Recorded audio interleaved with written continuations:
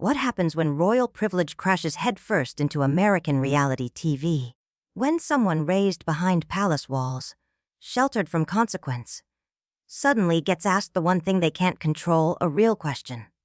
Well, buckle up.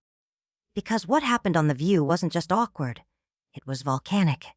Prince Harry walked onto that stage expecting the usual soft, focused spotlight. But Joy Behar had other plans.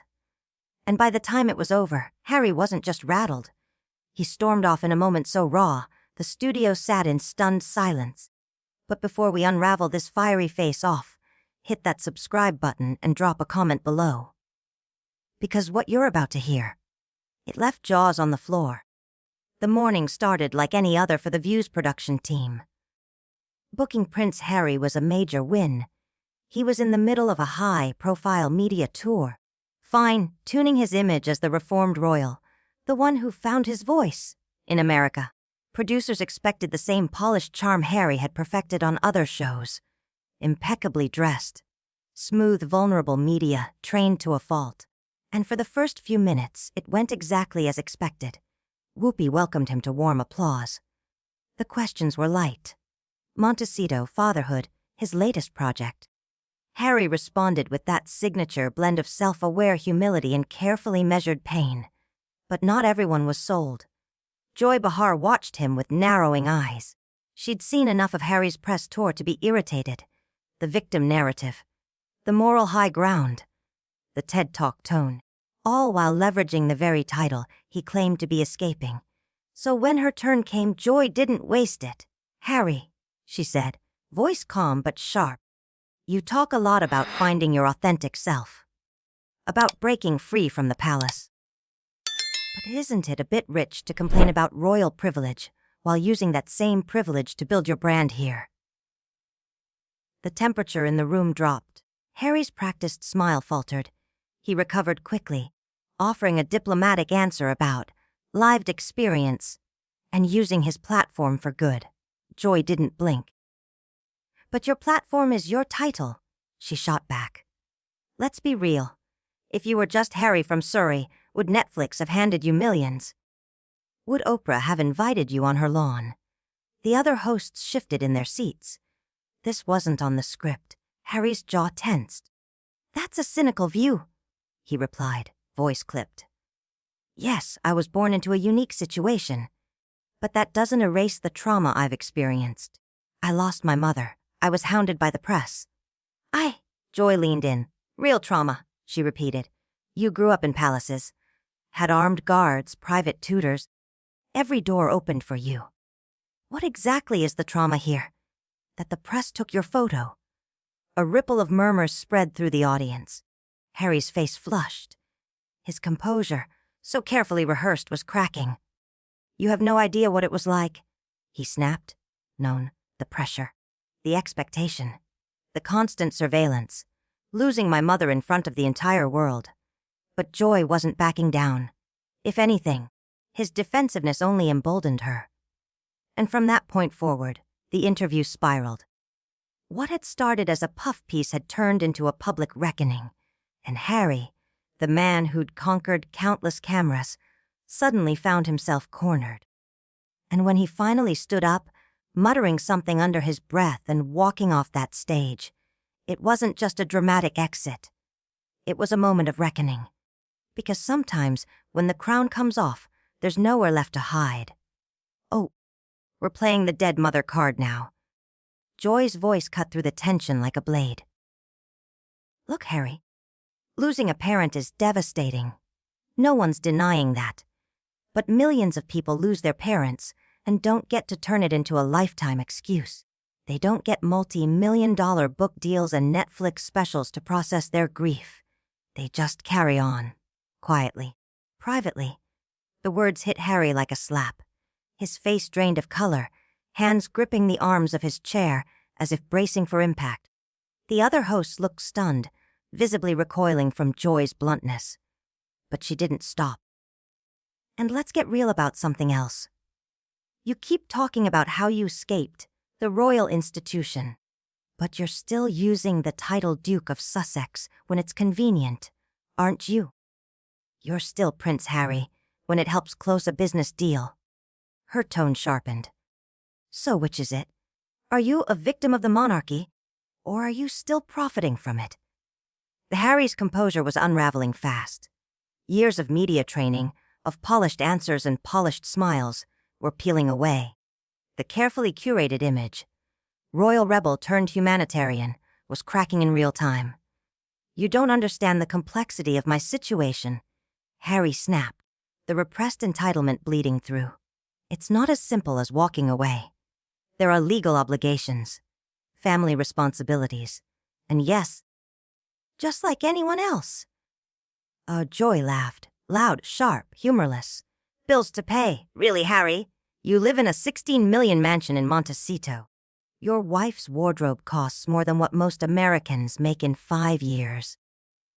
Don't insult us by pretending you're just trying to make ends meet. The audience was dead silent now, stunned by what felt like a public unraveling. Even Whoopi looked uncomfortable, glancing nervously at the teleprompter, silently begging for a commercial break that wouldn't come. But Joy wasn't finished. And let's talk about your wife for a minute. Joy. Sarah Haynes warned, but Joy ignored her. She married into the royal family. Stayed for what? 2 years. Then claimed the experience left her traumatized.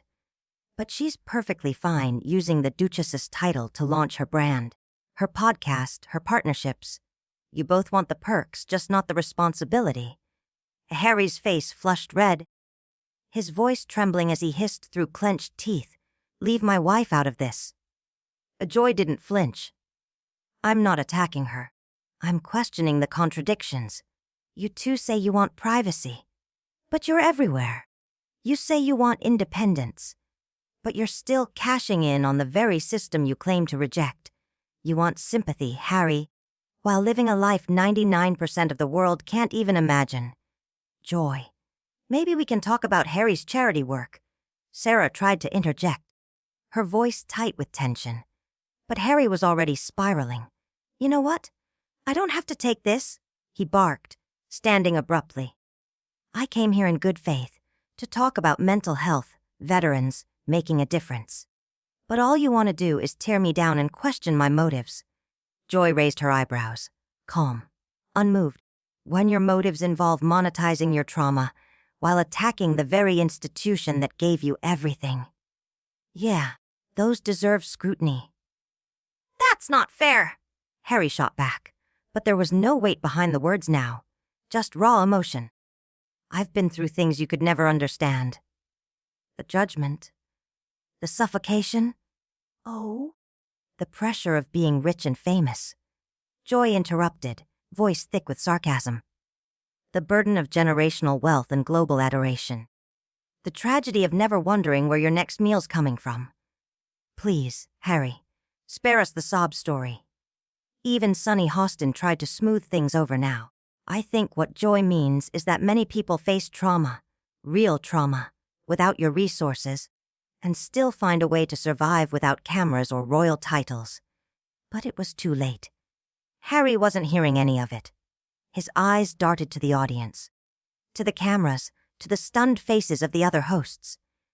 And then, without another word, he stood up, yanked off his mic, and stormed off the stage. The silence he left behind wasn't just awkward. It was historic, because in that moment, the royal mask finally slipped, and what the world saw underneath was no prince. It was a man completely unprepared for what happens when the questions get real. Harry's voice rose, his composure unraveling. "You sit in this little studio judging things you don't understand. You have no idea what it's like to live under that kind of scrutiny. Every move dissected, every word twisted." Joy pounced. "You people," she repeated, her tone slicing through the tension. "Excuse me, Your Highness, but who exactly are you people?" "Americans, journalists, commoners who didn't grow up in palaces. Are we not allowed to question you because we weren't born into castles and titles?" The condescension in Harry's tone had been unmistakable, and Joy had caught it like blood in the water. The mask had slipped, and everyone saw it. "That's not what I meant," Harry said quickly, trying to backpedal. I just meant the media doesn't always understand the full picture. No, Harry? Joy cut in. That's exactly what you meant. You think you're better than us. You think your pain matters more than everyone else's because you were born with a title. You think you deserve sympathy for having to cut ribbons and wave from balconies instead of, God forbid, working a real job. Alyssa Farah Griffin tried to interject, her voice calm but tight. I think there might be a misunderstanding here. Harry, what Joy is asking about is the contradiction between asking for privacy and then giving media interviews. But it was too late. Harry was spiraling. Misunderstanding? No, he snapped. She's not asking questions. She's trying to humiliate me. This whole thing was a setup. I was lured here under false pretenses. Joy's brows shot up. A setup. You're a grown man, Harry. You came on this show to promote yourself and your projects. And now you're crying foul because someone finally asked you a real question? Harry's voice cracked. These aren't questions. They're attacks. This is the kind of behavior that drove me out of Britain. Joy didn't miss a beat. So now we're the reason you can't answer for your own contradictions. You left the UK and brought the cameras with you. You left the palace but kept the spotlight. And when someone finally challenges you, your instinct is to storm off and cry victim again. The air was electric. The audience sat frozen. The other hosts exchanged panicked glances with the producers, silently begging for a commercial break. But no one dared cut the feed. Harry stood suddenly, yanking off his mic. I don't have to sit here and be ambushed. I came here for a civilized conversation. Nada Joy remained seated, calm, icy. Running away, Harry. How very regal of you. I guess when you can't control the narrative, you just walk. Harry stood there, microphone dangling from his hand, waiting, expecting someone to intervene, to apologize, to placate him like so many had before. No one did. Joy stared him down, unflinching. Sit down, Harry, she said evenly. You came here willingly. The least you can do is finish what you started, instead of throwing a tantrum like a spoiled child. That one hit. Harry's face flushed deep red. I am not throwing a tantrum, he hissed. I'm refusing to take part in a character assassination. Joy leaned forward. Character assassination. I'm asking you to explain your own words and behavior. If that feels like an attack, Harry, maybe the issue isn't the question. Maybe it's your character. Whoopi tried to step in, her voice firm. Joy, maybe we should try a different approach? No, Whoopi, Joy said. Not breaking eye contact with Harry. This needs to be said. She turned back to him. You've spent years criticizing an institution that gave you everything. You claim to want privacy while launching podcasts, book deals, and documentaries. You speak about mental health while publicly airing private family trauma. These are fair questions, and if you can't answer them, maybe you should stop doing interviews. Harry's hands were trembling now. His carefully constructed image, polished, compassionate, unflappable, was in ruins. You don't know what I've given up, he said, voice shaking. You don't know what I've sacrificed? Oh, I don't, Joy snapped. Let's walk through it. Did you give up your title? No. Your wealth? No. Your platform? It's bigger than ever. Your security? Still intact. She narrowed her eyes. What exactly have you sacrificed? Harry, besides the responsibility that came with your privilege. Harry's lips parted, but no sound came. He searched for a defense that wouldn't land flat. There wasn't one. I gave up my family, he said quietly, almost inaudibly. Joy's reply was swift and lethal. No, Harry, you didn't give up your family. You sold them. The studio gasped. You turned private grief into public currency. You aired secret conversations in books. You accused your family of racism on television, without evidence. That's not giving up your family. That's exploiting them for profit. Harry looked like he'd been hit. He clutched the microphone like a lifeline, breath shallow. How dare you? He whispered. Joy's voice was cold steel. How dare I what? hold you accountable. And in that moment, everyone saw it.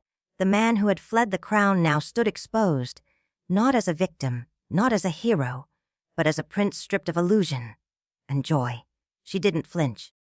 "How dare I point out," Joy said, voice cool and razor sharp, "that you've made millions spilling private family conversations to the world." Harry sat motionless, blinking rapidly.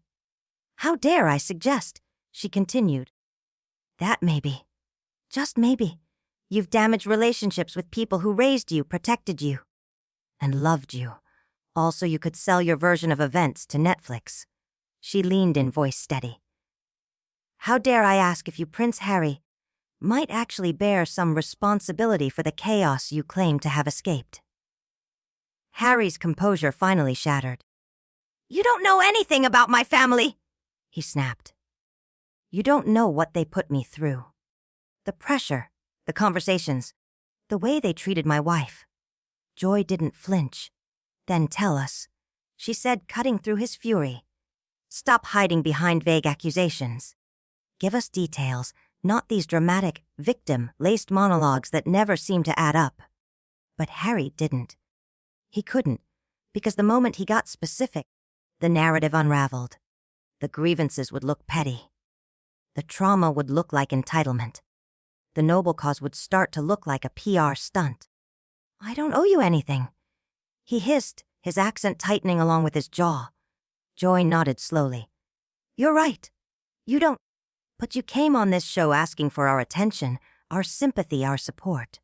If you want those things, Harry, then yes, you owe us some answers." Sarah Haynes tried to steer the train wreck back onto the tracks.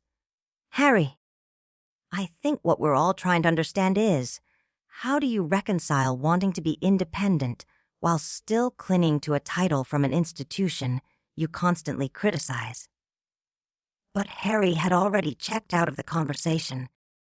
"You're all the same," he said bitterly. "Pretending to be objective, when really you're just part of the machine. You want to tear me down because I dared to speak my truth and live authentically." Joy laughed a low, cutting sound. "Authentically. Harry, every single move you've made since leaving the palace has been calculated for cameras. Every truth you've told has been timed for maximum attention and maximum profit. There's nothing authentic about it." "At least I'm not hiding behind some fake persona," Harry shot back, desperation creeping into his voice. Joy's eyebrows lifted. "Fake persona.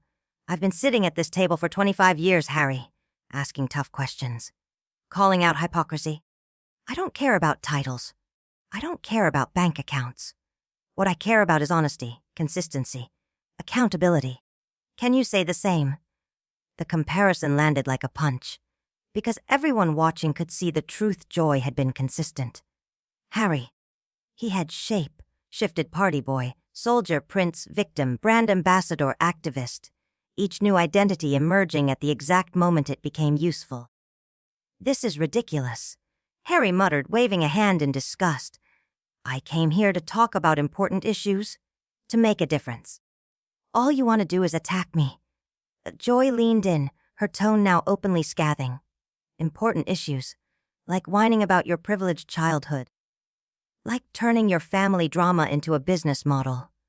Like using your wife's lifestyle brand to sell candles and wellness tips to people struggling to pay rent. Which of those is making a difference, Harry?" Harry's face had gone beet red. His hands trembled. "You're twisting everything I say. You're deliberately misrepresenting my intentions, my work." Joy didn't raise her voice. "I'm quoting you, Harry. If you feel misrepresented, maybe that's because you can't defend what you've actually been saying." The other hosts were visibly uncomfortable now. Sonny Hostin stared at the table. Alyssa Farah Griffin glanced off camera, silently pleading for a producer to pull the plug. Joy pressed on. "If you could go back," she asked, "would you handle things differently? Maybe try to resolve it all privately instead of turning your family's pain into global spectacle." It was the one moment where Harry could have redeemed himself. One breath of humility, one shred of reflection. But instead, I regret nothing, he said firmly. I had to tell my truth. If people can't handle that, it's their problem. Joy's head shook slowly. Your truth, she echoed. And what about their truth, Harry, your father, your brother, your stepmother? Do they not matter because they don't fit the story you're selling? They had their chance. Harry replied coldly. They chose silence. No, Joy said sharply. They chose dignity. While you sold every family conversation to the highest bidder, they took the high road. Harry, you took the profitable one. That was it, the final blow. Harry stood up so fast his chair rocked behind him. He ripped the mic off his shirt and threw it hard onto the seat, so hard it bounced and clattered across the floor. The noise echoed through the silent studio. I don't have to listen to this garbage from someone who's never accomplished anything in her life. He snarled. The mask was completely off now, no humanitarian, no mental health advocate, just rage, raw, privileged, entitled rage. Joy sat still, unshaken. Then, quietly, there it is. She looked him dead in the eye. There's the real Prince Harry. Not the wounded healer. Not the noble reformer. Just a spoiled man, child throwing a tantrum because someone dared to challenge him. Harry stood frozen for a moment, the weight of the moment crashing in. Millions of people watching, and he had just revealed who he truly was. Not through words, but through his reaction. This interview is over, he barked, trying to reclaim control. Yes, Joy said, it is. And now everyone watching knows exactly who you really are.